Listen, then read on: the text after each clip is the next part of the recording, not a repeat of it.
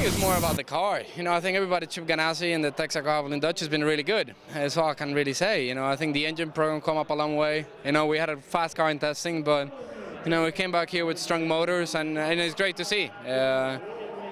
What the interesting thing is how is it going to be in the draft and how is it going to handle is the most important thing here. Yes, it's fast. We're second so far, and we're probably going to finish in the top 5 there, but we'll see. If this should somehow hold up and you stay on the front row, how big would that be for you starting your season? Well, it doesn't really make so much. Yes, it's a big deal, but I'll be happy to finish in the front at the end of the 500, not at the beginning. I think it's great to see the car is coming a long way and the performance is there, but we'll see.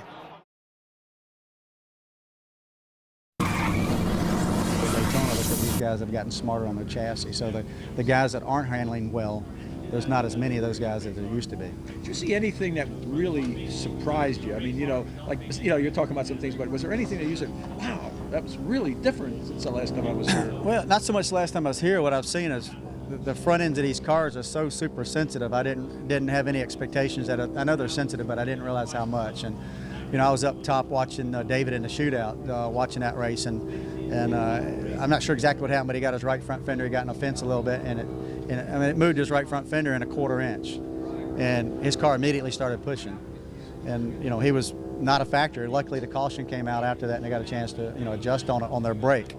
Other day in the race, we went from 5th to getting the left front fender banged in, and we went from being, say, a 5th place car to being a 20th place car, just that quick. And it seems like things are a little more sensitive than they used to be. Well, I think you have to throw out the recent year situation. I think you have to look at who's been strong here at this race this week. And, the guys that go look at the 150s and see who ran up front and stayed up there and, who was able to make moves. For sure, Tony looks like he's been kind of the guy that's been pretty stout. Junior, I think they're getting their stuff worked out. He got to the front, then he got wrecked. So I don't think you've really seen much of what he can do yet.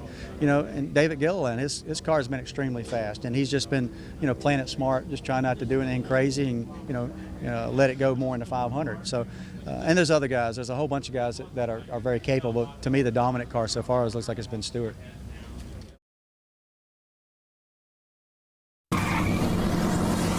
We worked so hard, and we never really did a full-blown qualifying run in practice, so Frankie kept saying not to be worried, but I was really worried. I mean, this was a nerve-wracking day to wait around all day, and I think that should lock us in. Hopefully we'll end up in the top 3 of the scrubs, but it was a great lap, and just everyone that's helped. This Ford Fusion was really fast today, and owe that to, Roush Yates' engines were really good. All the guys that helped at Roush with the body, and everyone from Advanced Auto, and all the fans that have been really supporting us by buying more cases so we can do more races. I told everyone we were going to go to the Ocean Deck tonight and drink. We're either going to drink in sorrow or we're going to drink in celebration. And now it looks like, cautiously optimistic, it might be celebration. How much should your stress level for the next 4 or 5 days just go down? Well, if we end up in the top 3, which, that's a pretty good lap, I think we will. It's going to be just a fun week in Daytona now.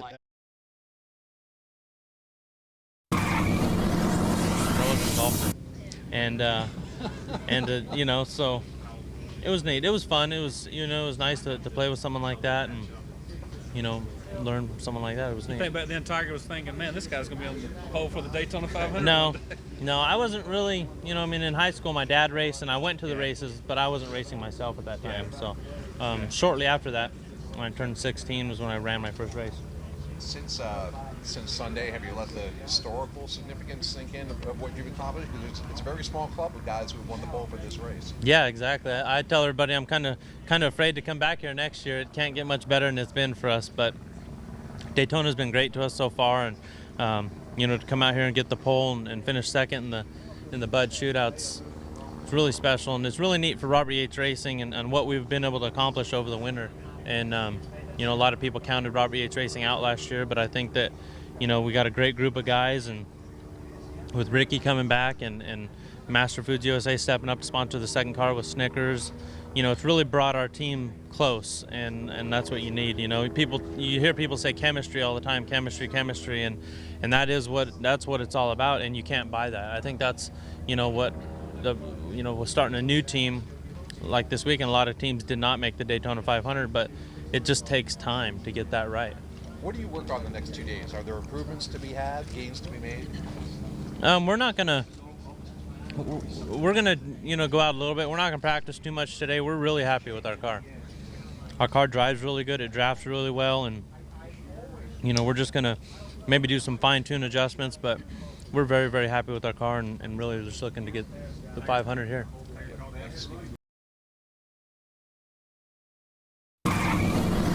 We would have liked to pick up just a little bit more, but we're not going to be greedy. We don't come down to try to set on the pole. We come down to try to win the race. So that's what we're going to shoot for. Thursday's the start of the 150s and on to the the 500 on Sunday. So we've got a great race car, and look forward to Sunday.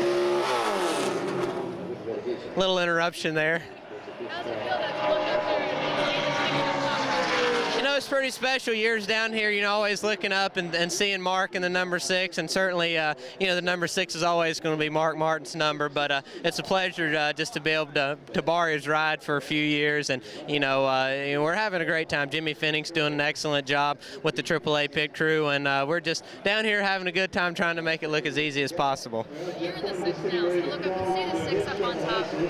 I'm not going to get caught up in all that. I could go back and sit in awe for hours and think about how cool it is to be here. But, the fact of the matter is we've got a lot of hard work ahead of us. We've got some great race cars being prepared by the guys back at the shop in Concord. And, there's 42 other guys out here that are trying to do the same thing we're doing. And we've got a lot of hard days ahead of us, but we're willing to work hard and go for that goal to win races and win championships. Last question. A lot of people are talking about the wind. Did you feel that out there? Was it You feel it a little bit coming out of turns 2. Obviously the wind can change directions pretty quick here, and I believe it's going to be a factor all day. The overcast is kind of, something that helps you out, not the sun bearing down on you, but at the same time, usually winds come with overcast. So, it is what it is for everyone, and we'll all have to deal with it.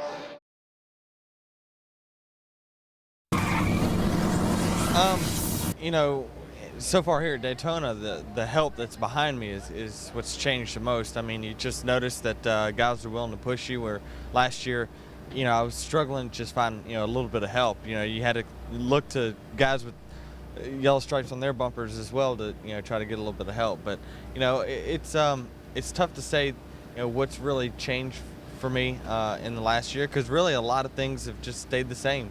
And that's kind of the way I want to keep it. How are you looking for this weekend? How do you feel coming out of the Twins and what you have to work on the next few days? The biggest thing I got to work on is just fine-tuning our car and not, getting overzealous with the conditions that we were in, because, ultimately in the race, things are just a lot different.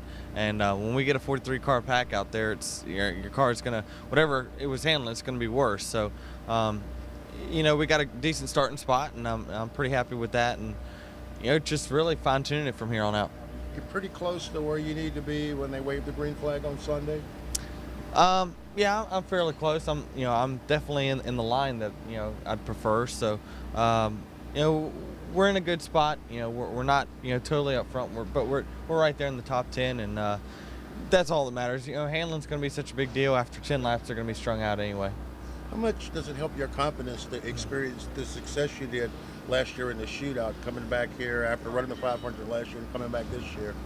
The experience is definitely a lot more. And I was just talking to Mike, 30 seconds ago about, he thought that, the 150s was probably the best super speedway race, he'd see me run, just because, I'm getting a little more comfortable with how I need to maneuver myself to put myself in position.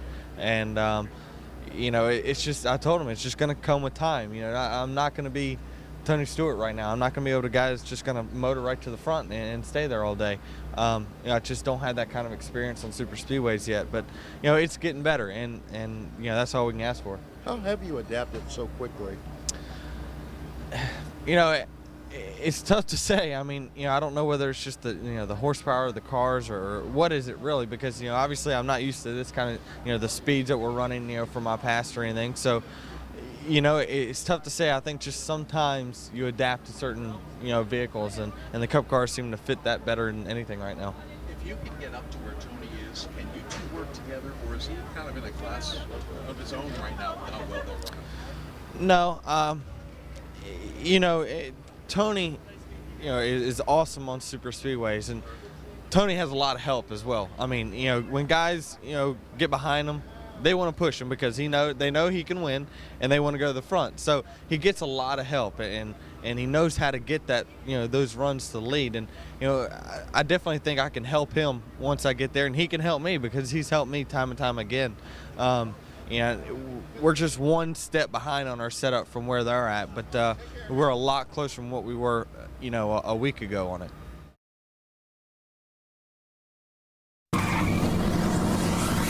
I'm very disappointed. It was a great win for us, and we pride ourselves in making sure that we're within the rules, and it's a job that NASCAR has to do, and we understand that, and that's why we're taking full responsibility. But it was a part failure, something out of our control, to an extent. I mean, we feel like a bolt backed off, and there lies the failure. And we got to make sure that doesn't happen as a race team. That's the only way we're going to be able to win races and win this championship this year, is to make sure those types of things aren't happening. Because the car was low in inspection, I totally am in agreement and understand what NASCAR did, and I feel like the crime fits the punishment because there was no unfair advantage on the racetrack. I think we've convinced NASCAR of that. They're convinced of it, and we feel confident in that. So Jeff, even though NASCAR going from the second row to the second to the last. Well, and that's the disappointing part, is that we won the race, had a great race car and run, and it was exciting, and all that wind gets taken out of your sail. We're going to try to maintain that momentum, and that excitement that we had there, and hold on to as much of it as we can. Obviously, this is a dark cloud over that, but we did win the race, and I feel like we won it fair and square, and so we're going to try to do the best to get that DuPont Chevrolet from 42nd back up to the front, and hopefully do just like we did yesterday, where 6-7 laps to go, we're sitting there in the top 15 and make some exciting passes and have some help from some other guys to be able to do it. Jeff, even though NASCAR has already called it unintentional, is there still some concern on your part that people might look at this and group you in with those who were penalized this week? Of course, you're always concerned with that, and that's what's bothered me the most. That's what's kept me up all night, is that people are going to think that we did something to circumvent the rules.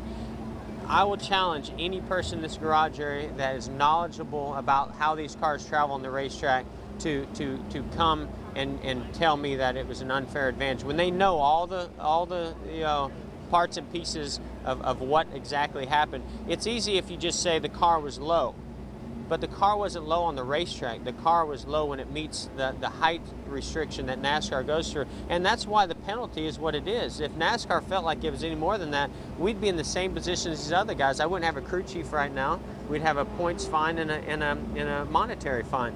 And so I think that we've been able to at least live with the fact that we know that. And the reason I can say that is because if you know how these cars travel on the racetrack, by the time you get up to about 80 miles an hour to 100 miles an hour, the rear of the car is already traveling an inch or more. In the corners, you're traveling up to 6 inches. My car was not traveling any more on the racetrack. It was only not coming back up all the way when the car slowed down because the shock mount wouldn't allow it to, because it came loose and got lodged at a lower travel. So that's the bottom line is we were low, and we take full responsibility of that. And I'm just mad that it happened from our end. A little easier to get from 42nd to the front here versus somewhere like a Bristol or Martinsville. Yes and no. You still got to avoid the obstacles that lie in the way. You got to make sure you don't create a wreck. You got to make sure you don't get caught up in one that happens.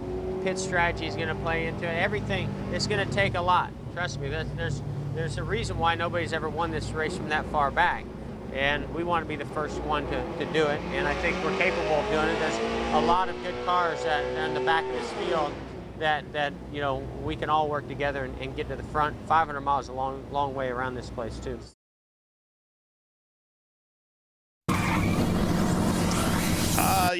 Everybody all has their little qualifying stuff they do, but it's the same car we ran both races here last year, so I feel good about the car. That speed's not going to end up probably in the top 10, but I don't think it'll be much worse than that, so that's okay.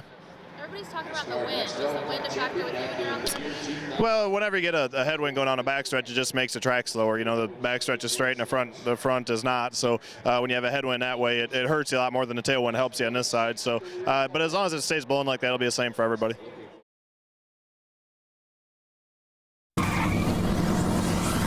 What happened coming off turn 4, Clint? Man, I tell you, I saw the 5 get turned sideways, and I thought I cleared him.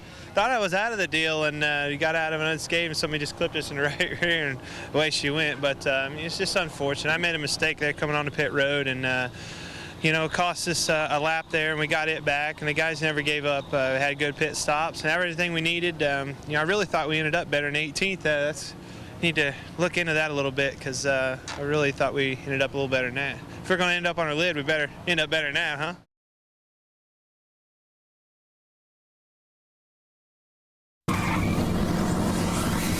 First off, Junior, tell us from your vantage point what happened. We were coming off 2, and I just saw sparks on the wall. I couldn't see what was happening in front of me. I was tucked in behind 88, and I guess some guys were reckoning me and 88. I ran 88 into it, but we couldn't really stop for it, so just took us out. I know you're trying to tell your spotter to tell Martin Truex, your teammate, that if he could find somebody a little stronger to go with it, are you guys going to change up your engine package possibly when you go to Talladega? I would like to.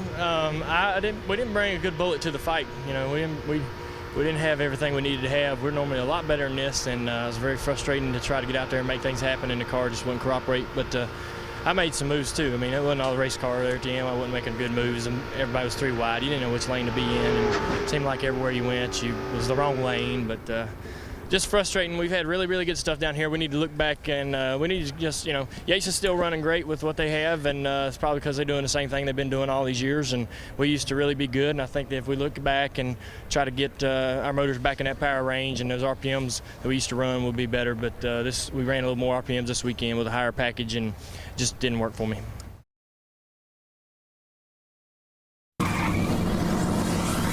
Jimmy Johnson, it's been an up and down week for you, and it ends on a down note. You are not going to be able to defend your Daytona 500 title. Yeah, that's definitely disappointing. These guys work so hard at Hendrick Motorsports. Can't thank them enough for the race cars that they give me in the sport from Lowe's. Unfortunately, we crashed today. I got loose in the center and thought I had it saved, and things snapped back to the right and into the fence. So disappointing day, definitely. Talk about the hit too. You're okay? Yeah, definitely. Definitely was a hard hit, but everything did its job inside the car, and I'm fine.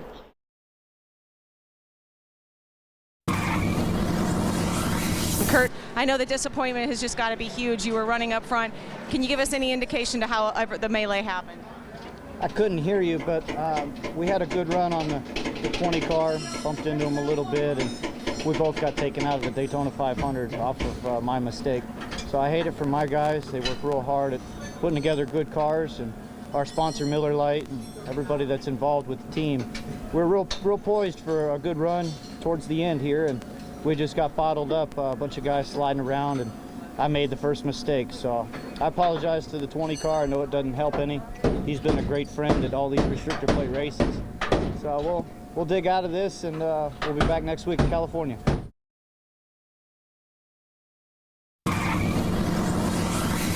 the center of the corner, and all of a sudden took off on me. So you know, I haven't seen it, so I don't know what happened, but pretty impressive to go to the back and get all the way back up to the front like that. I was really happy. That Home Depot Monte Carlo was awesome today. I mean, we you know, we fought back. We kind of were in a bad position that one pit stop where we had Robbie Gordon coming in, you know, toward the tail of the field, and we were ready to go, and I stalled it trying to get out ahead of him, and then him and the 38 get together and they're wrecked, and it just got us to the back, and then I just wasn't paying attention to my pit lane speed, and it was my fault and got us behind. So just got us to the back, but I was proud of, you know, I thought it would be a little quicker than it was getting to the front, but it took a lot longer than I anticipated. The cars are just so tight back there, and so hard to drive back there if you're in bad air, but just proud of these guys. I mean, they never got worked up. I never got worked up, and we drove our way back to the front.